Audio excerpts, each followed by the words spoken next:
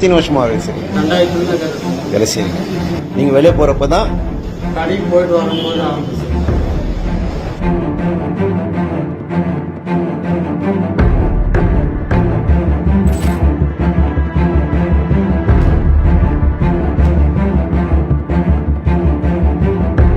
எங்க முதலாளி வீட்டுல திருடனுங்க கை வச்சுட்டாங்க என்று அப்பாவித்தனமாக நடந்ததை விளக்கும் இவரை தான் கேங் லீடர் என்றே தெரியாமல் பல வருடம் சோறு போட்டு வளர்த்திருக்கிறார் முதலாளி. உங்க பேரு?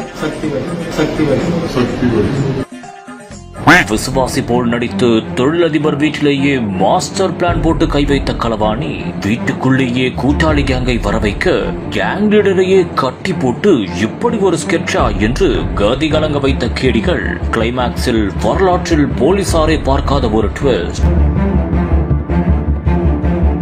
திருப்பத்தூர் மாவட்டம் வாணியம்பாடி நீலிக்கொள்ளை புதுத்தெருவில் வசித்து வந்தவர் தான் தோல் தொழிற்சாலை அதிபரான இம்தியாஸ். அவருடைய மனைவி சபிதா குல்சும். இவர்களது வீட்டில் வேலை செய்யும் நபராக இருந்து வந்தவர் தான் சக்திவேல். இவர் பல வருடமாக அங்கு வேலை பார்த்து வந்துள்ளார். அப்போது சக்திவேல் கடைக்கு பொருட்கள் வாங்கிவிட்டு வீட்டுக்கு வந்தபோது அவரை பின்தொடர்ந்து முகமூடி அறிந்த மர்ம நபர்கள் உள்ளே வந்துள்ளனர். பின்னர் தொழிலதிபர் மற்றும் சக்திவேலை அவர்கள் கட்டி போட்டுவிட்டு தொழிலதிபரின் மனைவியை வைத்து அரையறையாக சென்று நகையை களவாட முயன்றுள்ளனர்.